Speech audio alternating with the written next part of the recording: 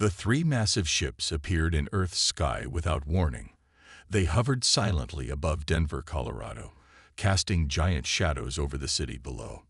People stopped and stared upward, some with fear, others with wonder. Captain Ethan Powell received the call at 600 hours. Within 30 minutes, he was in a helicopter heading toward the landing site, where the smallest of the alien ships had touched down in an open field. "What do we know about them?" Ethan asked his second-in-command, Lieutenant Olivia Martinez. "Nothing yet," she replied, her eyes fixed on her tablet as data streamed in. "They haven't responded to any communication attempts. This is first contact, Captain." Ethan nodded, his face serious. As the leader of this hastily assembled first contact team, he carried the weight of humanity on his shoulders.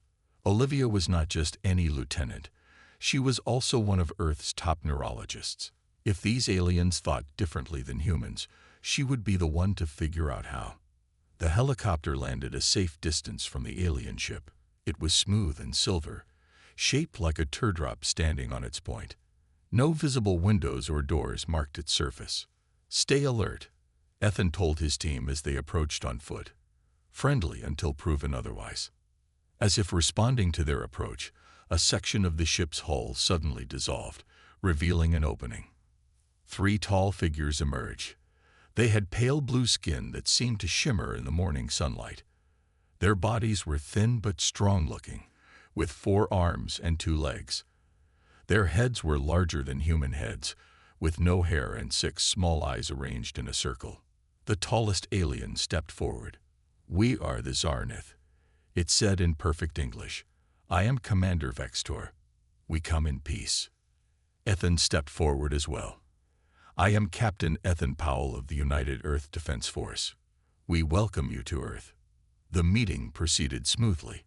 Vextor explained that the Zarnith had been exploring the galaxy for thousands of years. They had encountered many species and wished to add humans to their galactic community. They offered to share technology and knowledge. What Ethan and his team didn't know was that while they talked, the aliens activated a hidden device inside their ship. It sent out invisible waves designed to take control of the minds of all intelligent life forms within 5 miles.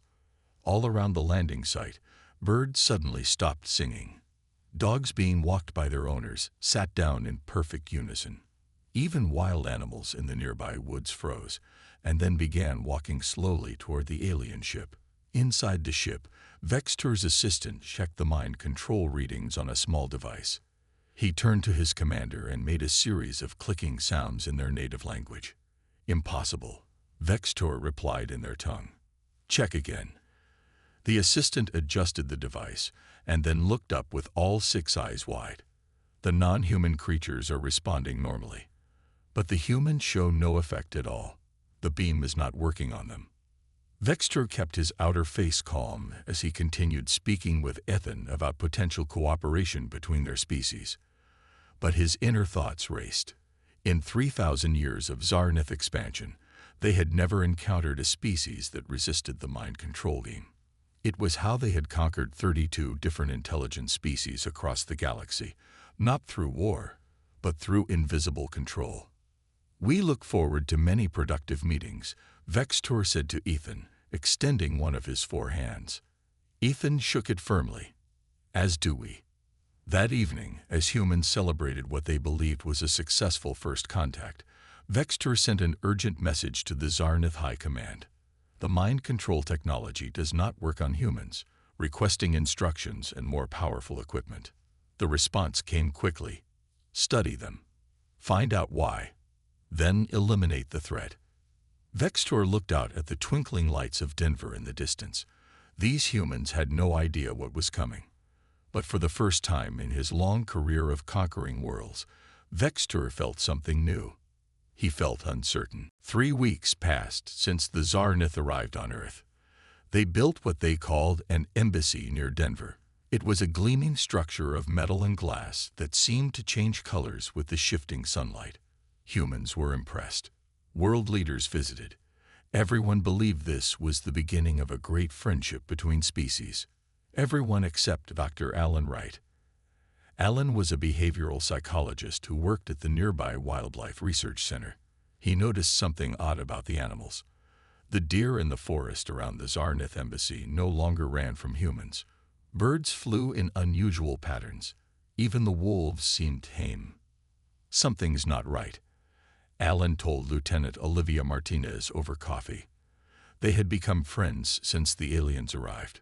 It's like the animals are. I don't know. Not themselves. Olivia frowned. My dog Max is acting strange too. He used to jump and bark at everything. Now he just sits and stares at me, waiting for commands. When did it start? Alan asked. After I took him for a walk near the embassy last week. They looked at each other, both thinking the same thing. But it seemed crazy to suspect their new alien friends of anything harmful. Inside the Zarnith embassy, Commander Vextor was facing a crisis. The stronger mind control beams weren't working on humans either. His 6 eyes blinked rapidly as he read the message from High Command again. You have failed to control these humans, it said. Find out why they resist our technology. Then prepare them for elimination. Vextor turned to his chief scientist. Bring me more test subjects, not just animals this time. We need to understand the human brain. That night, Frank Delgado was working his security job at the research facility near the embassy. He wasn't supposed to enter the East Wing, but he heard strange noises. When he looked through the window in the door, he saw something that made his blood run cold. Aliens were testing equipment on caged animals. The animals would struggle, then suddenly become still, their eyes empty. Frank took out his phone and recorded everything. Then he ran. The next morning, Frank showed the video to Olivia and Captain Ethan Powell. They're controlling the animals somehow, Frank explained, his voice shaking. Like puppets. Ethan watched the video again. But why? And why haven't they tried to control us? Maybe they have, Olivia said quietly. Maybe they've been trying since they got here. Ethan's eyes widened as he understood. And it's not working on us. Inside the embassy, Vextor prepared their most powerful mind control device. The Omega-level projector was normally used only on the most resistant species. It had never failed before. We will activate it during the diplomatic gathering tomorrow, Vextor told his team. Every human leader will be present. If this doesn't work, nothing will. Meanwhile, Olivia took brain scans of her dog Max and compared them to his old medical records. The difference was clear. New patterns appeared in his neural activity, like something was controlling his thoughts from outside. She called Ethan immediately. We need to cancel tomorrow's meeting. I think the Zarnith are trying to control our minds. We can't cancel, Ethan replied. The president will be there, along with leaders from 20 other countries, but we'll be ready. The next day, as human dignitaries gathered in the grand hall of the embassy, Vextor gave a signal. Hidden panels in the walls opened, revealing the Omega-level projector. It hummed to life, sending powerful waves through the room. Every plant in the decorative pots wilted instantly. The fish in the ornamental pond floated to the surface, now mindless servants waiting for commands. The security dogs sat in perfect unison, their eyes empty. But the humans continued talking, laughing, completely unaffected. Vextor's assistant approached him in panic. Commander, it's not working. Not even the Omega level can control them. For the first time in his long career, Vextor felt fear. If humans couldn't be controlled, they couldn't be conquered. And uncontrollable species were dangerous to the Empire. Retreat to the ships, he ordered quietly. The diplomatic approach has failed. As the aliens made excuses and left the gathering early, Ethan noticed the strange behavior of the animals. He looked at Olivia across the room. Their eyes met, and they both knew. The real war was about to begin. Chaos erupted at the diplomatic gathering as the Zarnith hurried to their ships. The human leaders stood confused, watching their alien guests retreat without explanation. Only Captain Ethan Powell and Lieutenant Olivia Martinez understood what had happened. They tried to control our minds, Ethan told the president moments later in a secure room. And when it didn't work, they ran.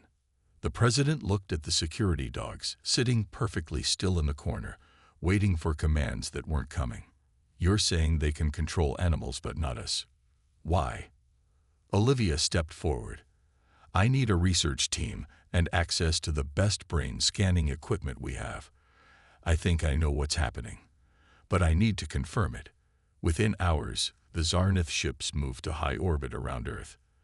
They no longer responded to communication attempts. The world held its breath, waiting. At a hastily established research center, Olivia worked with a team of the best scientists from around the world. They studied the affected animals and compared their brain patterns to human ones. Look at this, Olivia pointed to a screen showing two brains scanned side by side. The dog's brain has these regular wave patterns now, but the human brain is different. Dr. Alan Wright leaned closer. It's like static on a radio. Exactly, Olivia said. Our brains produce what looks like noise to their control signal, but it's not really noise. It's imagination. Finished Alan.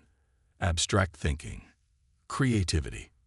They worked day and night, scanning more brains, testing theories. After 3 days, Olivia presented their findings to a room full of world leaders. The Zarnith mind control works by creating a regular pattern in the brain's electrical activity, she explained. It's like forcing the brain to listen to only one station. But human brains evolved differently. She showed them the scans. We're constantly imagining things, thinking about the past and future, creating new ideas. This activity creates a kind of shield against their control signals. So our imagination is protecting us? Asked the president. Yes, Olivia replied. What makes us human is what's saving us. In his command ship orbiting Earth, Vextor received new orders from the Zarnith High Command. These humans cannot be controlled. They are a threat to everything we have built. Begin the military campaign. Destroy their major cities. Show no mercy. Vextor stared at the message. In 3,000 years of conquest, the Zarnith had never faced a species they couldn't control. They had forgotten how to fight a real war. Prepare the attack ships, he ordered. Target their largest population centers first. Back on Earth, Frank Delgado helped Ethan set up monitoring equipment around the Denver area. They were tracking the movements of the Zarnith ships in orbit. Something's changing, Frank said, pointing to the screen. The ships are moving into attack formation. Ethan grabbed the secure phone and called Olivia. We're out of time. They're getting ready to attack. Olivia was already running simulations on a powerful computer. I think we can use our brainwave patterns as a weapon against them, Ethan. If we can amplify human brainwaves and broadcast them, we might be able to disrupt their control over the other species. How long until you have something we can use? Days, maybe weeks. Ethan looked grim. We might not have hours. As if to confirm his words, alarms began to sound. On screens all over the world, people watched as dozens of smaller ships detached from the main Zarnith vessels and began descending toward Earth. They're targeting major cities, Ethan said, watching the tactical display. New York, London, Beijing, Moscow, Tokyo. Olivia looked at her team. We need to work faster. Outside, the sky filled with alien ships. The first shots were fired. Buildings exploded. People ran screaming through the streets. The Zarnith War had begun, and humanity's only hope lay in the very thing that made them human. Their unique, chaotic, imaginative minds. The sky over Denver turned dark with alien ships. People ran for shelter as the first explosions rocked the city. Captain Ethan Powell rushed from building to building, guiding civilians to underground bunkers. This way, he shouted over the noise. Stay calm and keep moving. The Zarnith attack was unlike anything humans had prepared for. Their ships released strange pods that landed and opened to reveal alien creatures. These weren't Zarnith but different species with blank stares and robot-like movements. They're using mind-controlled aliens as soldiers, Ethan realized as he watched them march through the streets. He fired his weapon at one approaching alien. It was tall with scaly red skin and 4 arms, each holding a different weapon. The shots hit its chest, but it kept coming. Ethan aimed for its head. The alien fell, but 3 more took its place. In her lab beneath the city, Olivia Martinez worked frantically with her team. They had converted the brain scanner into a broadcasting device. It could now send out human brainwave patterns, but they had no idea if it would work against the alien mind control. "We need more power," Olivia said, adjusting the equipment. "And we need to find the right frequency."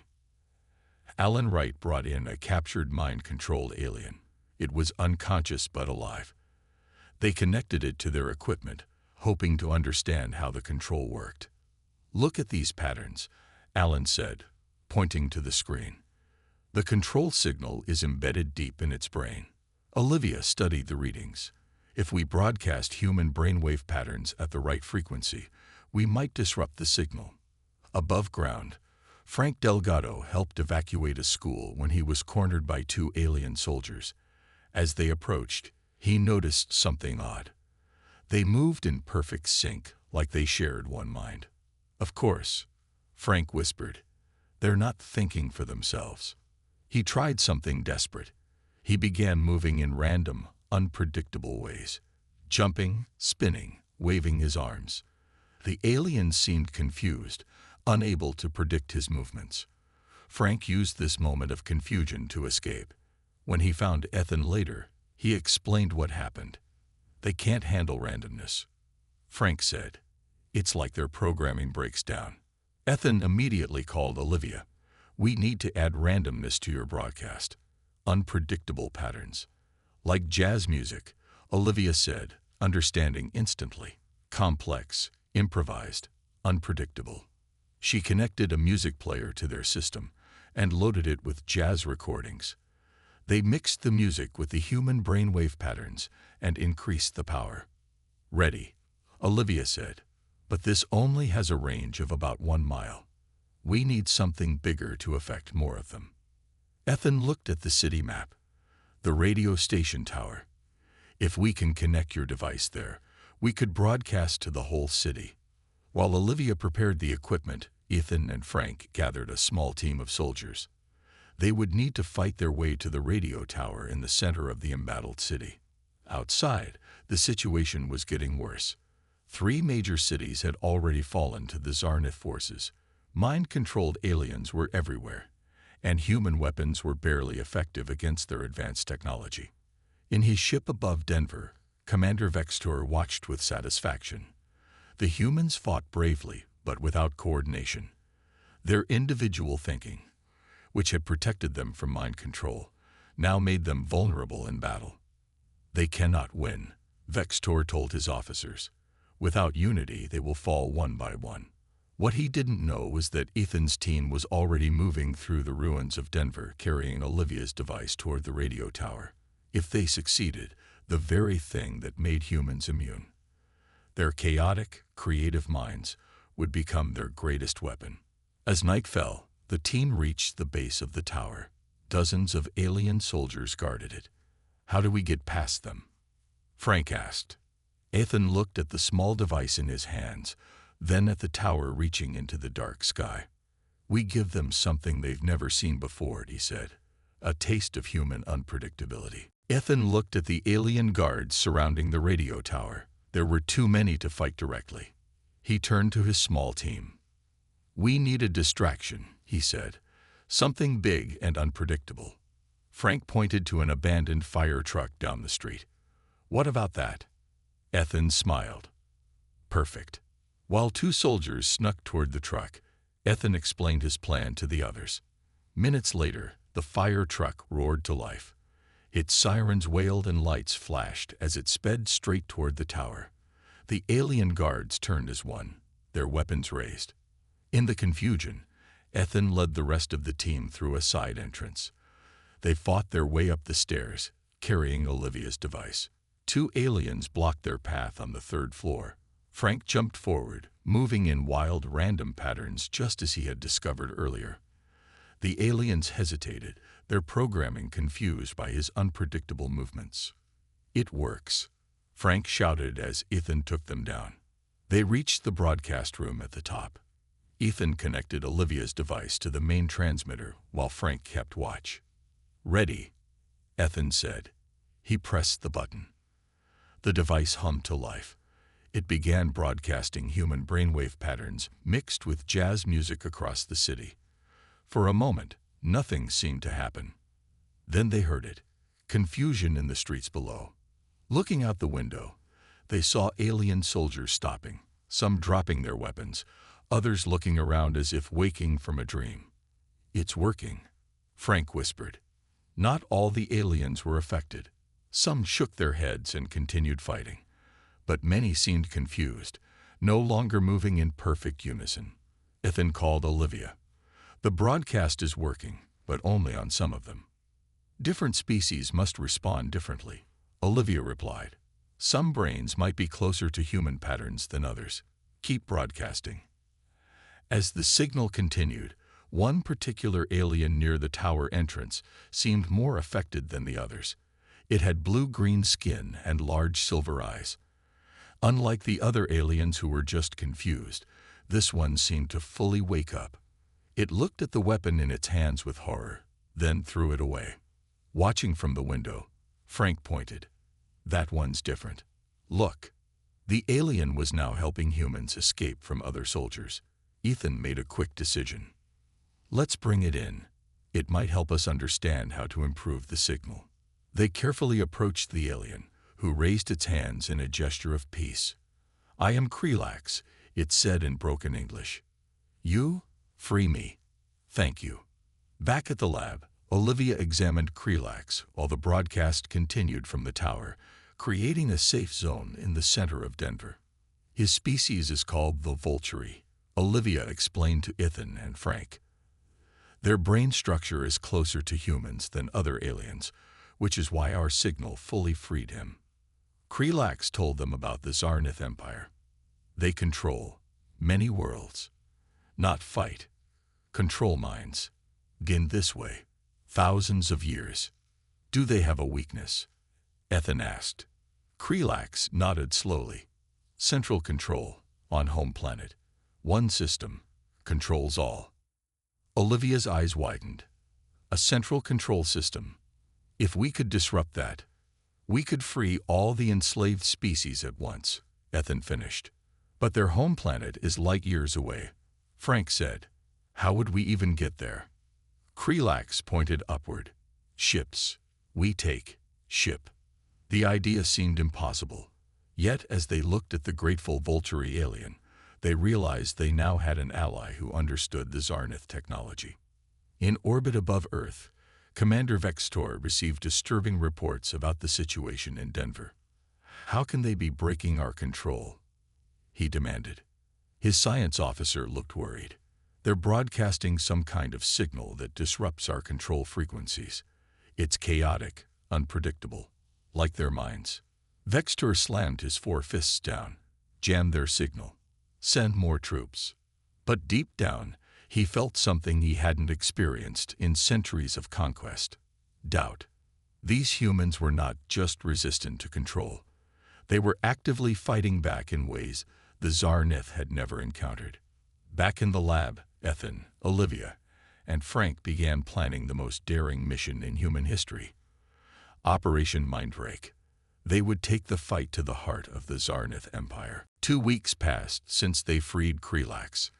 Denver had become a fortress protected by the human brainwave broadcast. Other cities around the world created similar safe zones using Olivia's technology. But the Zarnith still controlled most of Earth. In a secure underground lab, Olivia worked with Krelax to improve the liberation device. They discovered something unexpected. Certain types of music make the signal stronger, Olivia told Ethan and Frank during their daily meeting. Especially music with complex rhythms. She played different songs through the system while monitoring its effect on a captured mind-controlled alien. Classical music had little impact. Simple pop songs helped slightly. But jazz, blues, and complex rock music produced the strongest results. It's the unpredictability, Krelax explained. His English had improved rapidly. Zarnith control works through patterns. Your music breaks patterns. Ethan nodded. So what's our next step? We need to test this on a larger scale, Olivia said. And we need to capture a Zarnith ship. Frank looked at Krelax. Can you help us do that? The alien nodded. Small scout ships land every 3 days to check defenses. We could trap one. They planned carefully. Krelax knew Zarnith procedures and helped identify weaknesses. They set up an ambush site at the edge of their safe zone. 3 days later, a small Zarnith ship landed exactly where Krelax predicted. As the crew exited, Ethan's team activated a powerful version of their liberation signal. The mind-controlled alien guards with the Zarnith officers immediately broke free and turned on their masters. In the confusion, Ethan's team stormed the ship. The Zarnith fought back with advanced weapons, but Frank's unpredictable movement style confused them. They weren't used to enemies they couldn't predict. Within minutes, the humans captured the ship and 3 Zarnith officers. This is a scout ship, Krelax said as they examined their prize. Small, but has faster-than-light drive. Earth engineers began studying the ship immediately. The Zarnith technology was advanced, but not impossible to understand. Humans learned quickly. Meanwhile, in Chicago, a major battle was unfolding. The Zarnith had brought in thousands of mind-controlled soldiers to crush the human resistance there. Ethan, Olivia, and Frank flew to Chicago with their improved liberation device. This new version combined human brainwave patterns with a mix of jazz, blues, and rock music at much higher power. We'll broadcast from Willis Tower, Ethan told the Chicago resistance fighters. If this works, it should affect a 5-mile radius. The team fought their way to the tower. The city was in ruins, with alien soldiers patrolling the streets. They'd reached the top of the tower and set up their equipment. Ready, Olivia said, and activated the device. The effect was immediate and dramatic. Hundreds of mind-controlled aliens stopped fighting. Many dropped their weapons. Some fell to their knees, as if waking from a nightmare. Others turned on their Zarnith commanders. It's working better than we expected, Frank said in amazement. Through binoculars, they watched as aliens of different species helped humans fight against the remaining Zarnith forces. For the first time since the invasion began, the tide was turning. Back at their main base, engineers made a breakthrough with the captured ship. We can adapt this technology to our vessels, the lead engineer told Ethan when they returned. We're building Earth's first faster-than-light ship right now. How long until it's ready? Ethan asked. 2 weeks, maybe less. Ethan looked at the plans for the new ship. They had named it the U.S. Liberty. In orbit, Commander Vextor received the worst news of his career. The High Command was displeased with his failure. These humans are dangerous, the message said. They are freeing our controlled subjects. This cannot be allowed to spread. Return to the homeworld for new orders. Vextor knew what this meant. The Zarnith were preparing their most devastating weapons. Earth would be destroyed rather than allowed to threaten the Empire. What the Zarnith didn't know was that humans were already planning to take the fight to them. As the U.S. Liberty took shape, Ethan, Olivia, and Frank prepared for a journey across the stars. The U.S. Liberty stood ready in its underground hangar. Built in just 2 weeks, it combined Earth technology with Zarnith systems learned from the captured scout ship. The silver hull gleamed under the bright lights as the crew prepared for launch. Captain Ethan Powell walked through the ship one last time, checking each station. Lieutenant Olivia Martinez was in the science section, testing the improved liberation signal generator. Frank Delgado supervised the security team, which included both humans and 5 freed aliens from different species. Are we ready? Ethan asked as they gathered on the bridge. Olivia nodded. The signal generator is at full power. We can broadcast human brainwave patterns mixed with music across an entire planet if needed.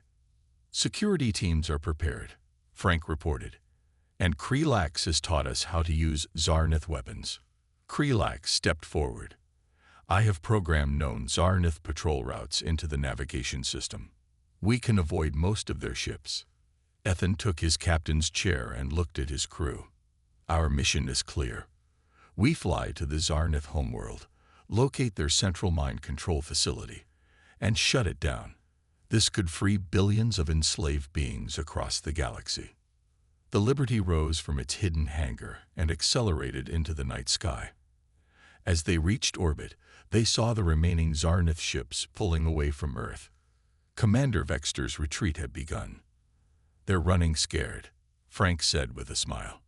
No, Krelax replied. They are regrouping. They will return with more ships. When they cleared Earth's atmosphere, the Liberty's faster-than-light drive activated. Stars stretched into lines of light, and the ship disappeared into the vastness of space. The journey to Zarnith space would take 8 days. During this time, Olivia worked with Krelax to improve their understanding of mind control technology. They discovered that each controlled species had a specific frequency that kept them enslaved. If we can broadcast the right disruption signal for each frequency, Olivia explained to Ethan, we could free entire species at once. On the 6th day of their journey, the Liberty's sensors detected another ship. It was much larger than theirs, moving slowly through space. Zarnith transport vessel, Krelax said, looking at the screen. It carries new slaves to their colonies. Ethan made a quick decision. We're going to free them. Using captured Zarnith identification codes, the Liberty approached the transport ship and requested docking for routine inspection. The Zarnith controllers, not expecting humans this far from Earth, allowed them to dock. When the airlock opened, Frank led a team aboard. They quickly reached the ship's control room and activated a portable liberation signal. The few Zarnith officers fought back, but the freed slave species turned on them immediately.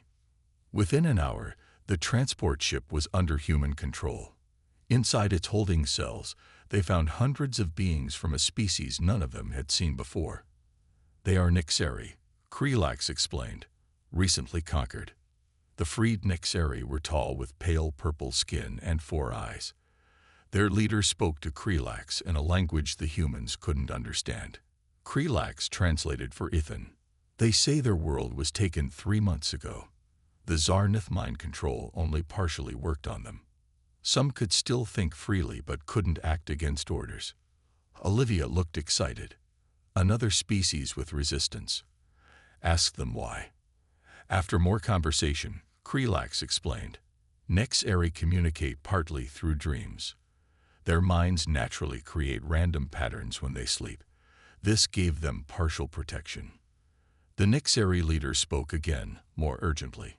He says the Zarnith Empire is not as strong as it appears. Krelax translated. Many species are only partially controlled.